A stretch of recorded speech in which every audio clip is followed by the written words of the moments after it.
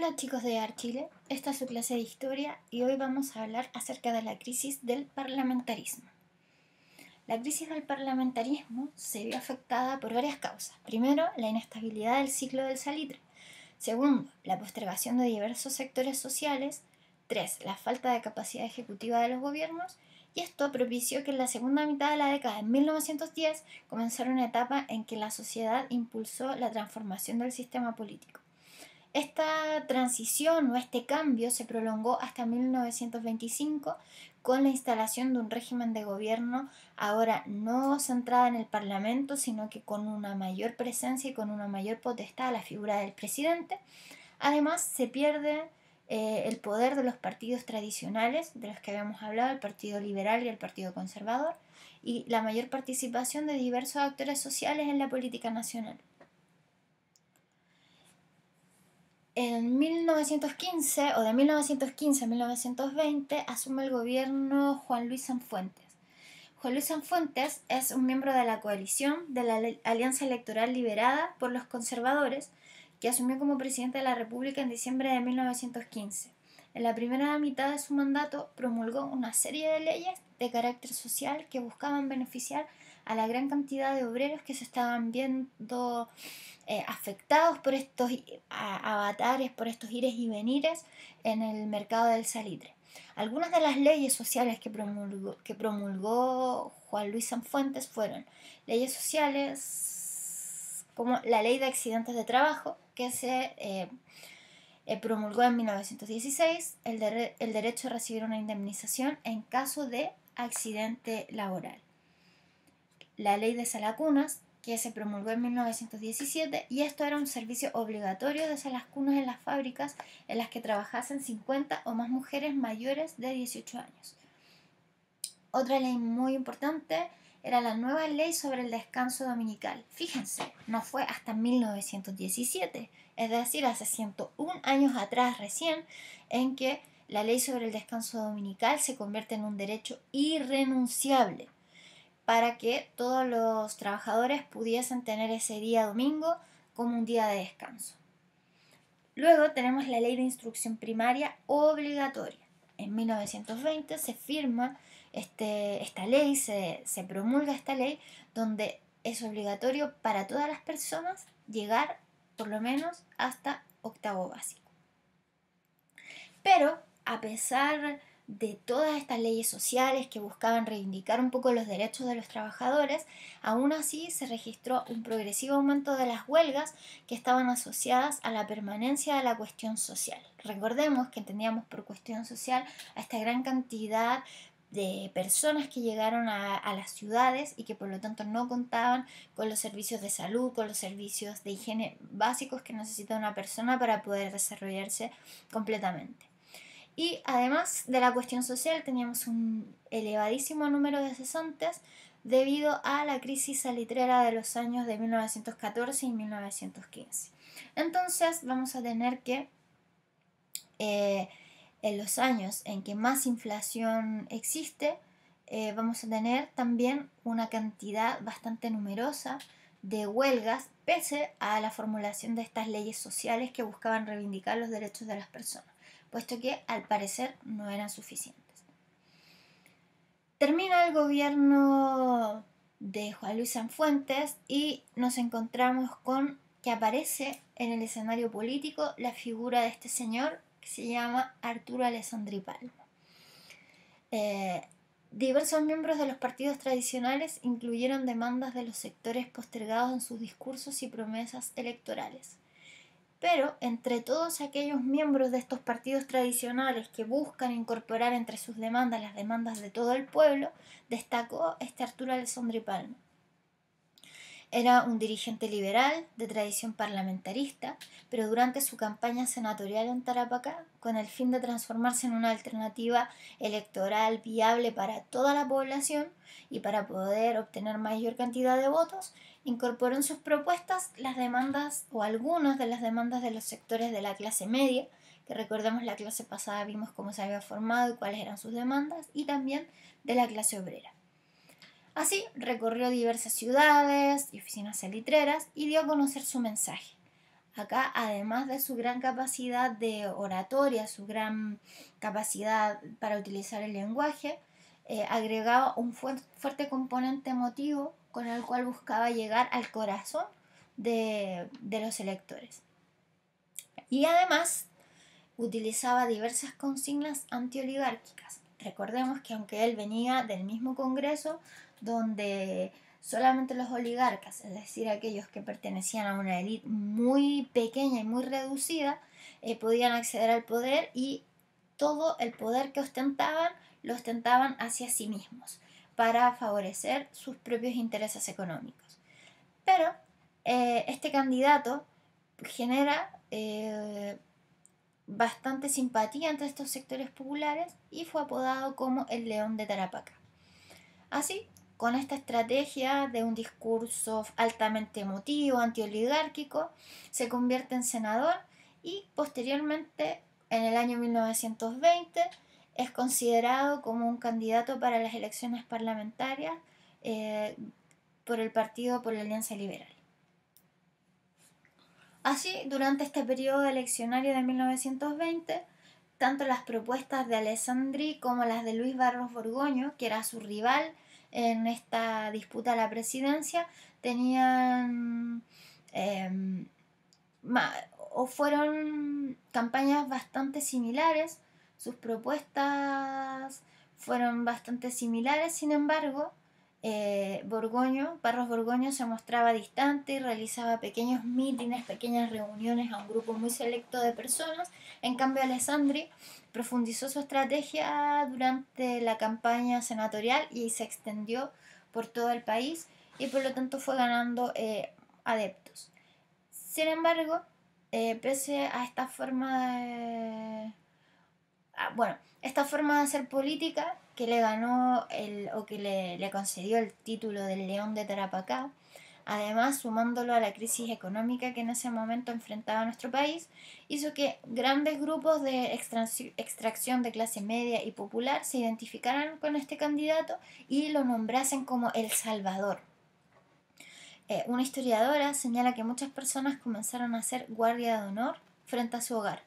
Lo acompañaban masivamente en sus caminatas e incluso sacaban estuco de su casa con el fin de usarlo como medicamento. O sea, genera en los sectores más bajos toda una suerte de casi como considerado un salvador o un santo que iba a traer el bienestar a todo el país que era necesario en esa época. Y así, aunque el resultado de las votaciones fue estrecho, recordemos que en esta época igual existía el cohecho y existía la compra de votos y todo eso, y que Alessandri era del Partido Liberal, por lo tanto los conservadores hicieron también lo suyo para ganar las elecciones, hace que, pese a lo estrecho de los resultados, Alessandro obtuviera una mínima ventaja, la ratifica el Tribunal de Honor, y por primera vez entonces es elegido como presidente de la República un candidato que representaba los intereses de sectores medios y populares. Ya, esto es también un poco más en el discurso que en la práctica. En la primera parte del gobierno de Alessandri, tras asumir como mandatario en diciembre de 1920, se desentendió de los votos de censura del Parlamento y continuó pronunciando apasionados discursos, esta vez desde la moneda.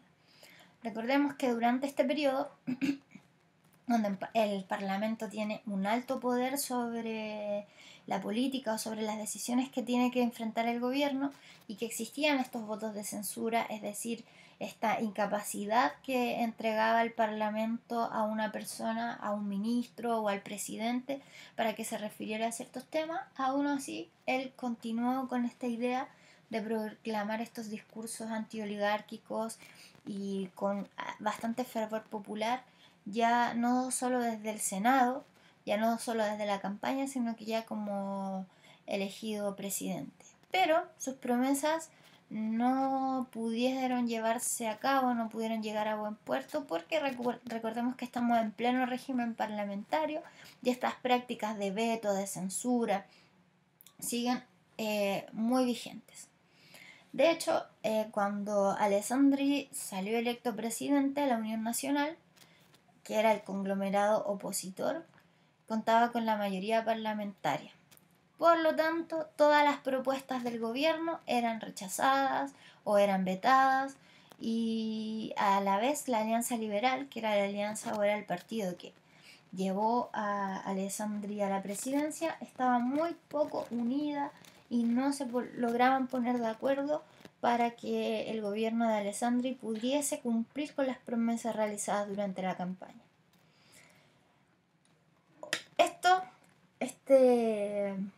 Estos impedimentos del Parlamento, estas trabas que el Parlamento constantemente ponía, hace que nuevamente las leyes sociales se vayan postergando, y entonces la promulgación de leyes laborales que aseguraran una mejor vida, una mejor calidad de vida de los sectores más populares se vio entrampada en el Parlamento durante mucho tiempo.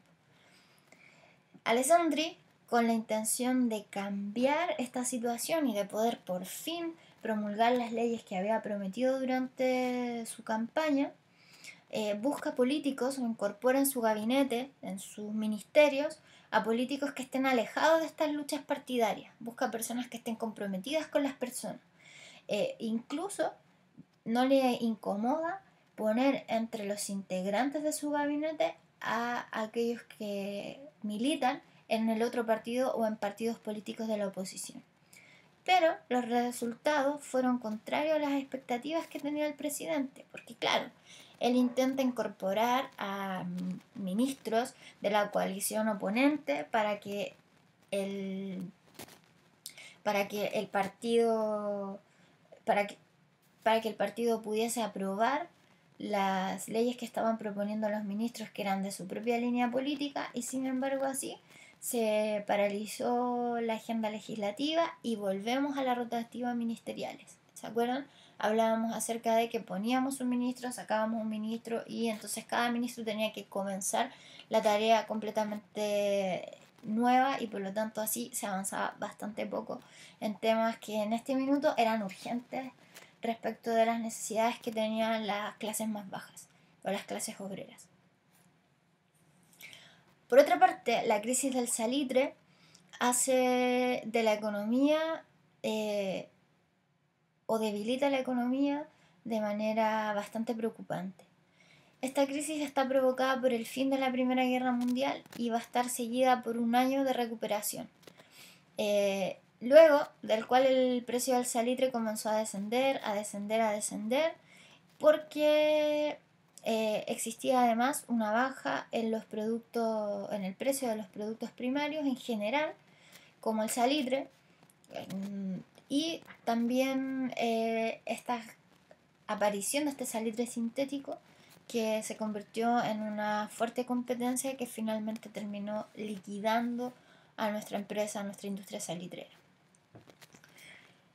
Con las salitreras quebradas, empezamos a ver que todos esos mineros que vivían en el norte, además de todos aquellos que trabajaban para servir a los mineros, comienzan a emigrar a las ciudades. Sin embargo, en las ciudades no había tanto trabajo. Recordemos que el principal mecanismo económico en Chile era la salitrera. Entonces, con el principal ingreso, que era también el que daba mayor cantidad de trabajo, quebrado, nos vamos a encontrar con una situación bastante preocupante de cesantía en las ciudades. A esto sumémosle que durante los periodos anteriores, cuando el salitre estaba en su apogeo, el Parlamento disminuyó los impuestos y llegaban casi al mínimo. Por lo tanto, todo el país o toda la administración del país dependía de los dineros que provenían del salitre. Por lo tanto, Chile debió endeudarse, pedir préstamos internacionales, pero estos no eran suficientes para cumplir los gastos de la administración, por lo que los sueldos de muchos funcionarios públicos ni siquiera se pudieron pagar durante este periodo. Alessandri entonces se da cuenta que de la mano del Parlamento no va a poder hacer mucho, entonces comienza su primer acercamiento con los militares. este acercamiento tampoco fue tan proporcionado, tan deseado por él. Sin embargo, no le quedaba, o en ese minuto, la historia no le dio otra alternativa. Por lo tanto, las dificultades económicas que había en el país provocaron un creciente malestar dentro del ejército, porque ellos mismos se vieron afectados. Entre 1913 y 1924, los sueldos del personal fueron reajustados en una proporción muy inferior al aumento que experimentó el costo de la vida. Es decir, sus sueldos no se incrementaron, pero los productos, los bienes y servicios básicos sí subían en su valor, y por lo tanto ellos vieron mermada su forma de vida. Además, el sistema de promoción, es decir, de poder escalar de grado a un grado que le permitiera acceder a un mejor beneficio económico, también fue muy restringido. Entonces solamente algunos pocos lograban hacer carrera militar. La mayoría se quedaba ganando sueldos muy bajos, lo que los tenía bastante complicados. Entonces, Alessandri, consciente de los problemas de los militares, decidió aumentar su capacidad de maniobra mediante un progresivo acercamiento al ejército, y esta situación definió, o va a definir, finalmente el futuro de su gobierno.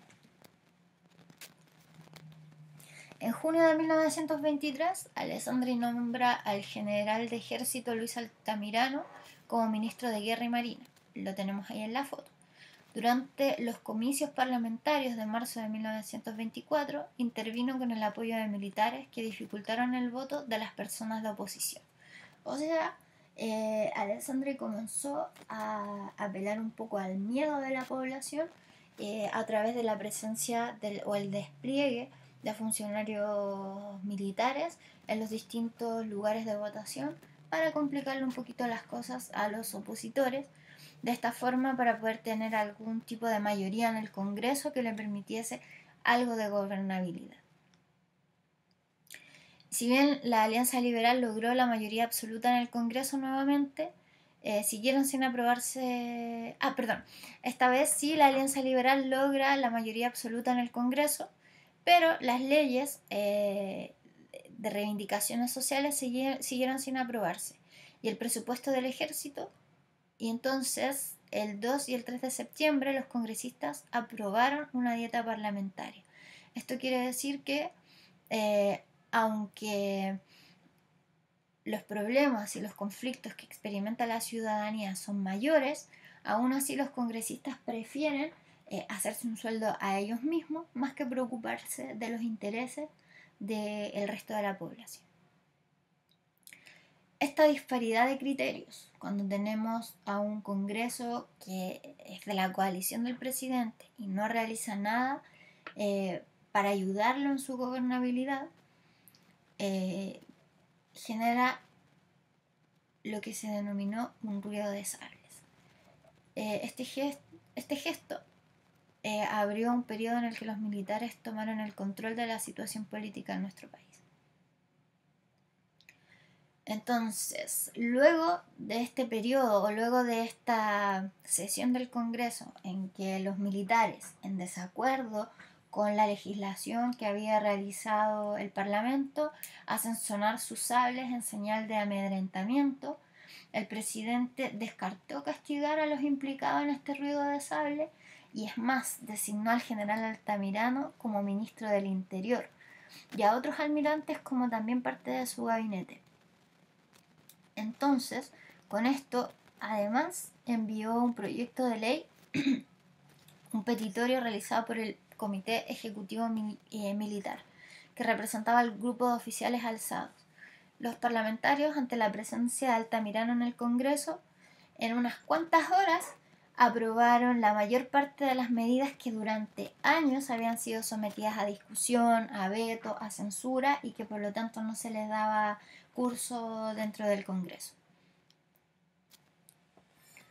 La intervención militar no se detuvo ahí, una vez ya lograda los propósitos y las promesas de campaña del presidente, y entonces militares de alto rango, preocupados por la importancia que había tomado la baja oficialidad y por el rumbo que pudiese tomar la legislación social, presionó al presidente para que presentara su renuncia. Y en lugar del presidente Alessandri, el Congreso, el presidente Alessandri presenta su renuncia, sin embargo el Congreso no la acepta, sino que le da un permiso para que pueda salir del país, y así Alessandri viaja a Italia en septiembre de 1924. Al día siguiente, los militares forman una junta de gobierno, que eran los ministros que había designado previamente Arturo Alessandri. Esta junta militar disolvió el Congreso y tomó el control del gobierno hasta enero de 1925, fecha en que fue depuesta por un comité revolucionario que estaba compuesto a su vez por oficiales militares que tenían menor graduación que quienes estaban en la junta de gobierno. Entonces tenemos que Arturo Alessandri, el líder de esta junta de gobierno, o de esta junta que derroca a la junta de gobierno, que es el coronel Carlos Ibáñez del Campo, considera que los altos mandos eran cercanos a los partidos tradicionales. El comité revolucionario declaró su lealtad a Alessandri y le pidió formalmente su retorno. Entonces, Arturo Alessandri decide volver de Europa, llegó a Chile en marzo de 1925 y durante cerca de 7 meses gobernó mediante decretos sin aceptar la reapertura del Congreso. Sin Congreso, que se opusiese a las transformaciones sociales que él quería realizar desde hacía años, se hizo posible la materialización de algunas de las principales reformas que instauró su administración: el reordenamiento de la institucionalidad económica y bajo la asesoría de la misión Kemmerer, y la promulgación de la Constitución de 1925. Sin embargo, el presidente tenía como contrapeso la figura bastante imponente de Carlos Ibáñez del Campo, quien ocupaba el Ministerio de Guerra. Esto se evidenció después de una serie de desavenencias, donde este último solicitó que cada documento emanado del Ejecutivo llevara su firma, cuestión formalmente legal, pues todos los decretos debían ser firmados por un ministro, y en ese entonces Ibáñez era el único en el gabinete, tras la renuncia de los demás. Ante este desafío, Alessandri renunció el 2 de octubre de 1925. Bueno, ¿qué ocurrió? Que Alessandri nombra como su ministro de guerra a Carlos Ibáñez del Campo, y entonces todos los otros ministros renuncian a sus cargos, y entonces Alessandri habla con Carlos Ibáñez del Campo y le pide que por favor él también presente su carta de renuncia, así como lo hicieron todos los otros ministros. Carlos Ibáñez del Campo le dice que por supuesto lo va a hacer, escribe una carta en la cual reconoce las grandes cualidades que tenía el presidente Arturo Alessandri, y destaca su capacidad de gobierno, destaca sus grandes capacidades como presidente, destaca todo el potencial que tiene para desarrollar o para el desarrollo del país, y finalmente escribe como una suerte de postdata que él es el único ministro que queda y por lo tanto todos los documentos que se emanan desde la presidencia deben ser firmados por él. De esta manera, Carlos Ibáñez del Campo realiza una suerte de golpe de Estado, y esto precipita la renuncia de Arturo Alessandri. ¿Cuáles son los dos grandes aportes de Arturo Alessandri? El primero es la misión Kemmerer y la otra es la Constitución de 1925. ¿Cuál es la importancia de la misión Kemmerer? Tenemos que hasta la fecha no había ningún organismo que fuera capaz de regular la emisión monetaria. Por lo tanto, eran los bancos, independientemente, quienes entregaban el dinero, y por lo tanto, dependiendo de las necesidades, hacían más o menos dinero. Esto siempre generaba mayor inflación. Y además, la emisión del dinero dependía de cada gobierno. Cada gobierno tomaba sus propios criterios para entregar el dinero, para entregar el papel moneda. Pero recordemos que durante todo este periodo fue tan difícil para los gobiernos poder llevar a cabo sus propuestas, que incluso el tema del dinero era una chacota. Todos los días se emitían distintos tipos de monedas con distintos valores y por lo tanto se generaba un gran desconcierto dentro de la población. El problema del salitre también hizo que se emitiera muchísimo más dinero, pero con esta emisión de dinero se podían solucionar algunos problemas, pero todas las otras cosas se encarecían. Por lo tanto, no era una solución definitiva a los grandes problemas económicos que estaba experimentando el país. Por lo tanto, se hacía necesario un organismo que controlara la emisión de papel moneda.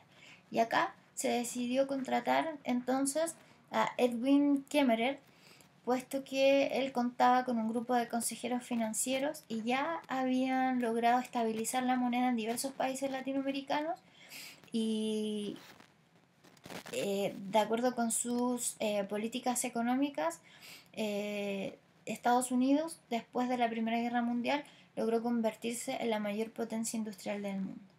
Así, con la misión Kemmerer, logramos primero la ley monetaria para el establecimiento del patrón oro, es decir, que el dinero que se emitía a los billetes, el papel moneda, tenía que tener algún respaldo en oro que pudiese darle un soporte a ese dinero que se estaba emitiendo. Y por otra parte, funda el Banco Central y que es el encargado de erigirse como la institución autónoma que pudiese dirigir las políticas monetarias del país. Entonces se convirtió en la entidad capacitada para emitir billetes y emitir préstamos. De esta forma la emisión de billetes quedaba súper controlada, ya no a los distintos gobiernos, sino que había una institución organizada, ordenada, que se iba a encargar de realizar esta gestión para el resto del país. La Constitución de 1925 hace pie con la crisis del parlamentarismo y la cuestión social. Numerosos grupos sociales y políticos buscaron que se cambiase la Constitución por alguna que tuviese leyes que favoreciesen a toda la población. Arturo Alessandri era partidario de una asamblea constituyente o de realizar una asamblea constituyente para que la organización del Estado y para que la constitución que emanara fuese aprobada por todas las personas. Y bueno, esto se hizo de esta manera y se convocó a un gran número de personas quienes se la pasaban discutiendo acerca de qué puntos incluir, qué puntos no incluir, pero aparte, además, ya recordemos que el gobierno de Alessandri estuvo muy manejado por los militares les recomendaron que tuviese una junta más exclusiva, más elitista, que le permitiese redactar esta constitución. Entonces, finalmente hay un grupo restringido de políticos y juristas, de abogados, que redactan el proyecto de ley. Este proyecto de ley es mostrado a la Asamblea Constituyente y la Asamblea Constituyente no puede creer esto que está ocurriendo. ¿Pero cómo? Si nosotros hemos estado trabajando durante mucho tiempo, hemos estado discutiendo punto por punto y cómo es posible que aparezca este proyecto de ley. Por otra parte, la Asamblea Constituyente comienza a revisar los puntos que tenía esta nueva constitución y se dan cuenta que no consideraba absolutamente ninguno de los puntos que ellos habían tratado y que no daba respuesta a las peticiones o a los ideales que tenía el presidente. Pero aún así fue redactado y fue enviado a plebiscito. Recordemos que el plebiscito es aquella instancia de voto popular donde todas las personas pueden elegir voluntariamente si aceptan o no lo que se está emanando, lo que se está diciendo en este caso por esta junta. Pero en este proceso hubo lo más horrible que puede ocurrir en las elecciones, y es que el voto no era secreto. ¿De qué forma no era secreto? Claro, era secreto, nadie veía lo que tú estabas votando. Sin embargo, Si tú emitías tu voto en un sobre rojo, significaba que tú estabas de acuerdo con la nueva constitución. Si tú entregabas tu voto en un sobre azul, eh, o un sobre azul implicaba que estabas de acuerdo con la constitución, pero había que hacerle ciertas mejoras. Y si votabas con un sobre blanco, esto quería decir que tú no estabas de acuerdo con la constitución. Recordemos una vez más que los militares estaban muy al pendiente de todas las actividades que realizó el presidente Alessandri. Por lo tanto, en este plebiscito no estuvieron exentos de estar ellos ahí en cada urna, en cada local de votación. Por lo tanto, claramente fue aceptada la Constitución en este plebiscito, pero con una manipulación bastante importante. Un dato que sí nos da cuenta de que no fue de la aprobación popular fue el gran número de personas que se abstuvieron de ir a votar. Claro, porque el voto en este caso no era secreto y si yo votaba en contra podía sufrir las represalias por parte de los militares. Finalmente, la Constitución vuelve a ser redactada entre cuatro paredes por un grupo muy minoritario de ciudadanos y que tenía un sesgo político, un sesgo ideológico bastante marcado. Y esto entonces va a dar continuación al caos que ya se venía dando durante los últimos años, durante este periodo parlamentarista. La próxima clase vamos a ver las características que tuvo esta Constitución de 1925 y vamos a hablar del gobierno o de los gobiernos de Carlos Ibáñez del Campo. Que tengan una linda semana, hagan las actividades y nos vemos la próxima clase.